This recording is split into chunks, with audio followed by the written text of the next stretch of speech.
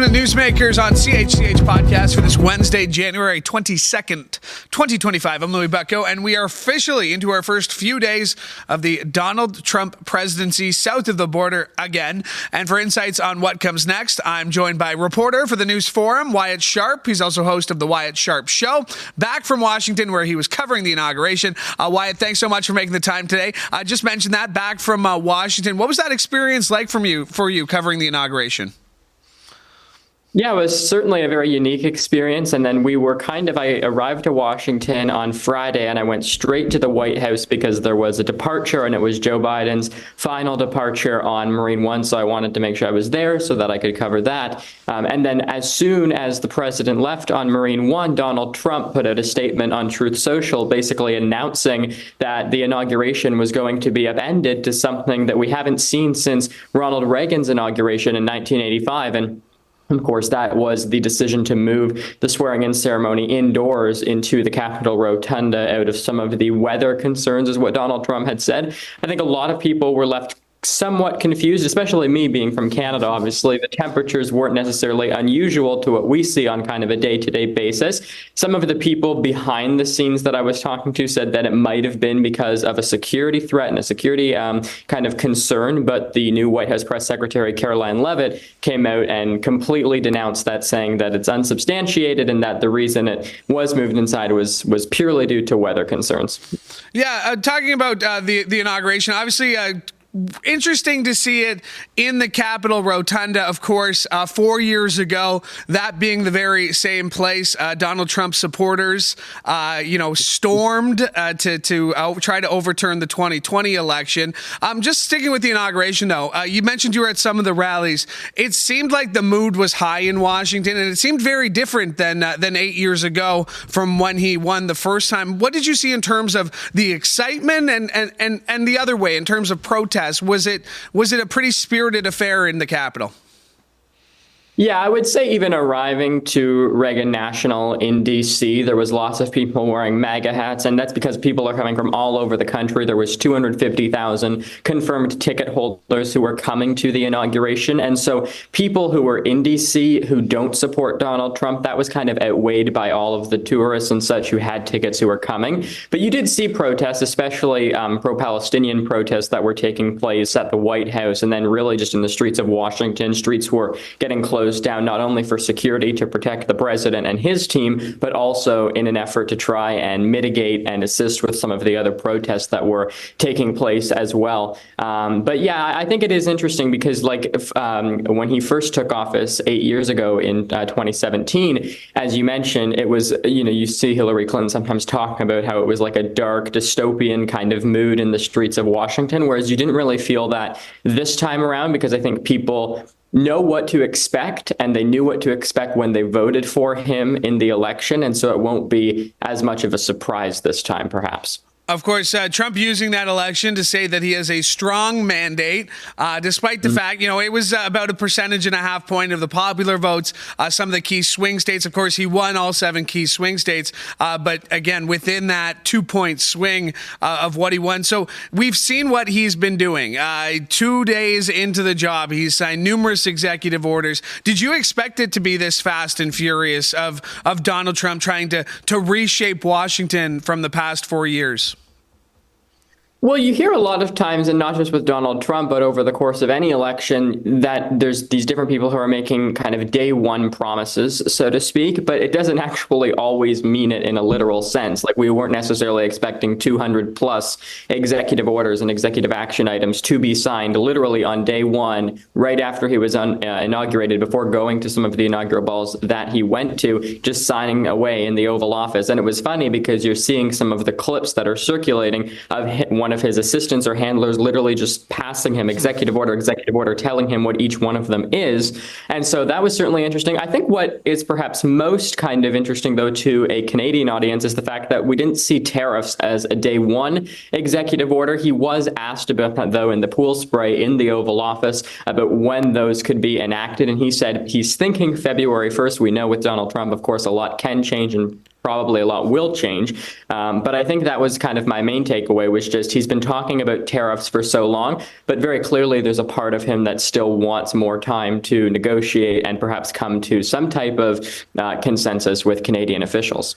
So tariffs, like you said, he was saying that day one. Something he did do on day one, something he promised, was a blanket pardon of more than 1,500 people who were convicted on January 6th. This one seems to be getting blowback, obviously, from Democrats, but some Republicans as well are questioning the blanketness, as there were some pretty high-profile people, including the founder of the Proud Boys, that was released as part of these pardons. How is this being felt, and will there be any consequences? I know Tom Tillis, one of the senators from North Carolina, has spoken against it, but do you see any kind of blowback on this January 6th pardon that Trump executed yesterday?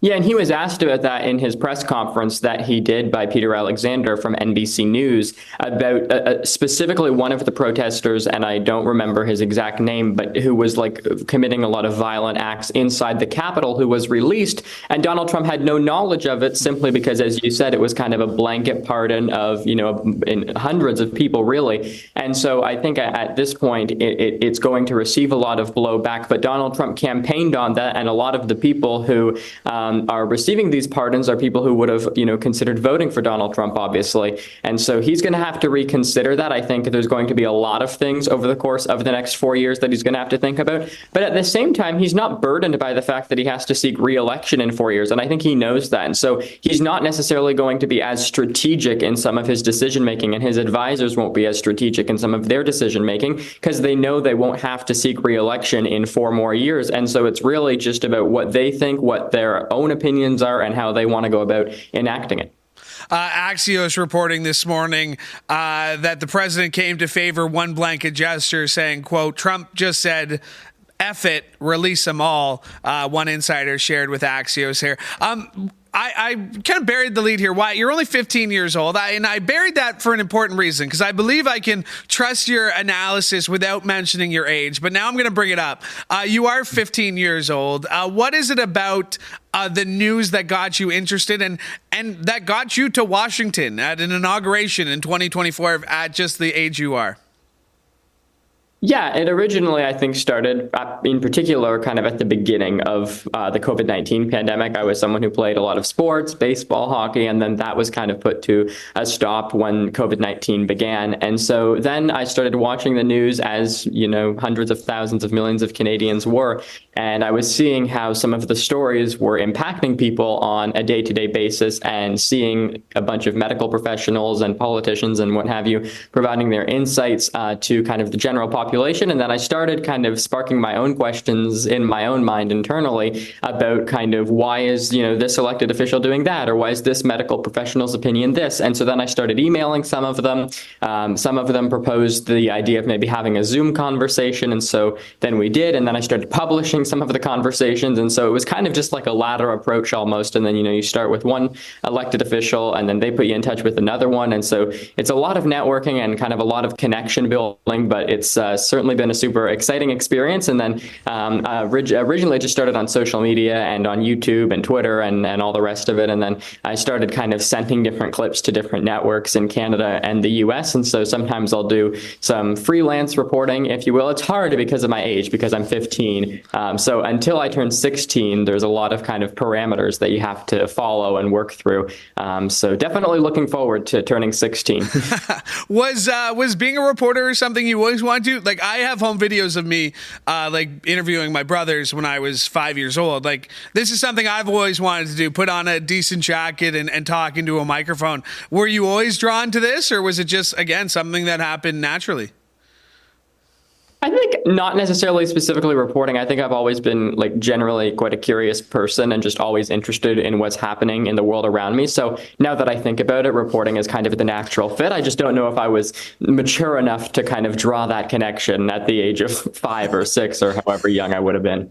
Let's talk about just getting more young people involved. You are co-chair of a young kind of I don't know what we call it, block of future voters, we want to call them, but getting younger people involved in politics, even before they're able to vote. Why do you think that's important, that people your age should be paying more attention to not just what's happening in the States, but definitely what's happening here as well? Yeah, I think oftentimes because their perspective and opinion is overlooked because elected officials don't view them as contributing members of society. They don't view them as people who are going to the ballot box in the present. And politicians are very much focused on the present and wanting to see how, they can win re-election and what have you. And they understand that young people and younger voting blocs won't directly affect them so much as they will affect the group of politicians and officials that come after them.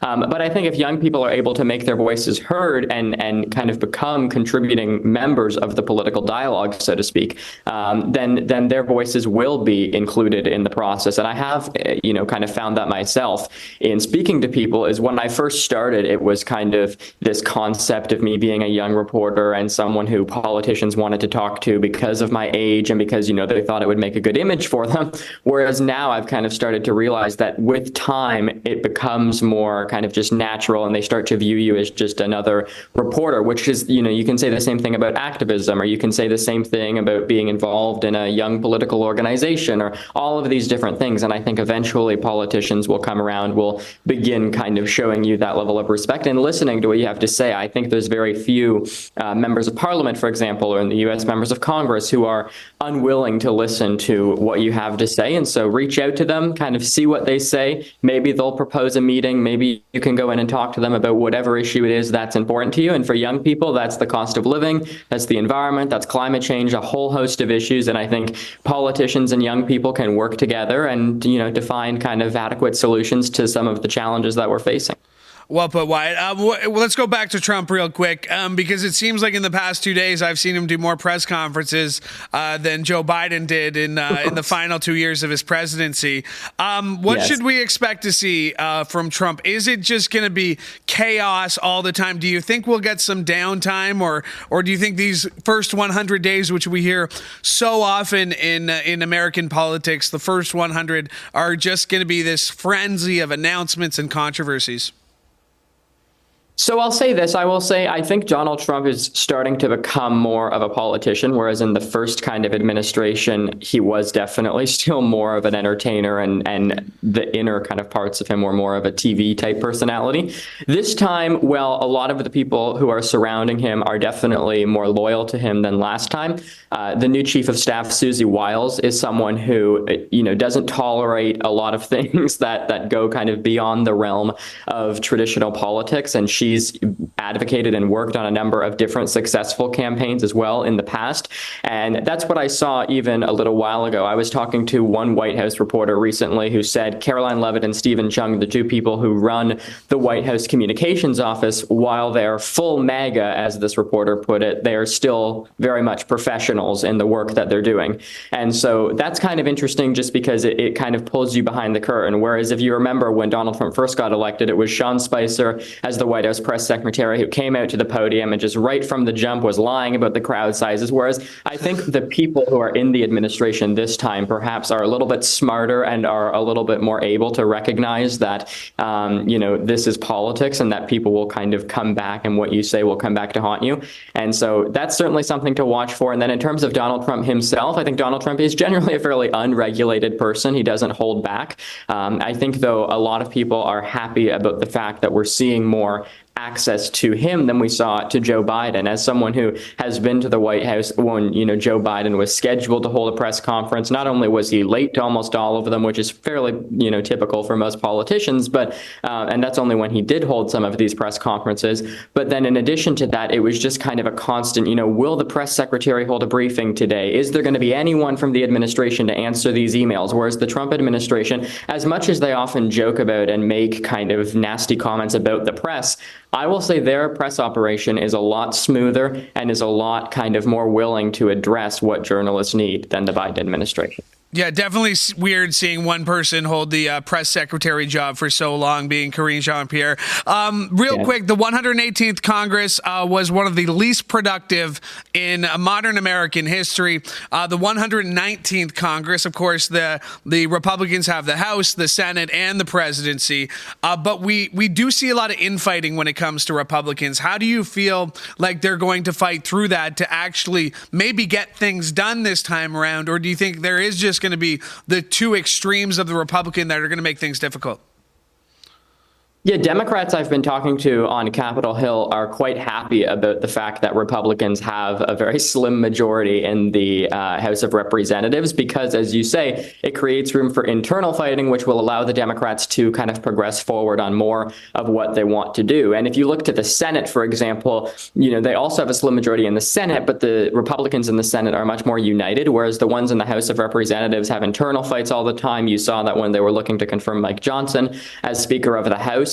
A lot of people said that Mike Johnson was giving too much aid and support to Ukraine, that he didn't care enough about the debt and the deficit that the U.S. was in. And so certainly I think it's going to be difficult for the Republicans because you also have to keep in mind in the Senate, there's 52, I believe, Republicans, whereas in the House of Representatives, there's 200 plus of them. And so when you have more people, that's going to create, a harder environment for people to kind of stand on one united front. And at this point, I don't necessarily know if that's going to happen, just because you have so many people in one room who are politicians whose biggest kind of concern is themselves in a lot of regards. And then you have everybody in the Republican conference from Marjorie Taylor Greene, who is like far right end of the spectrum, to people like Nancy Mace, who at one point absolutely hated Trump, now is as pro-Trump as it gets, and people just changing their opinions all the time to kind of do whatever is in the best interest of themselves in order to get reelected in the next time. And I said earlier, a lot of politicians are focused on the present. I think as well, they're focused on the future in terms of looking at how they can get reelected and again, what they can do to kind of support themselves.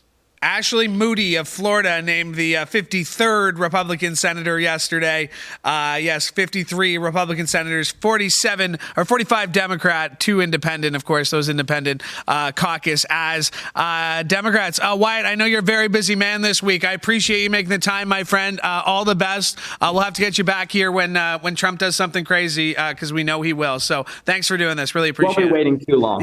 Yeah, exactly. We'll see you next week. Thanks for doing this. See you, Wyatt. Thanks. Awesome. My thanks to Wyatt Sharpe. Really interesting kid. Go check him out. And I mean kid in the sense that he's 15 years old, but you heard him there. Really well spoken, and definitely has got his knows what's going on in Washington, which is great to see. All right. Thanks to Wyatt Sharpe for joining me today. Thank you. And while you're here, make sure you like and subscribe to CHCH Podcast. You never missed an episode of this show, which yesterday, episode I was really excited about. Brent Butt of Corner Gas stopped by. So if you missed that, wherever you found this show, just go search for Brent Butt. It's right there. You can go to chch.com/podcast or subscribe wherever you get your favorite podcast. I want to thank Laura Brody for directing today's show. Thanks, Brody. And thank you for joining us. From all of us here at CHCH, I'm Louie Butko. Have a great day.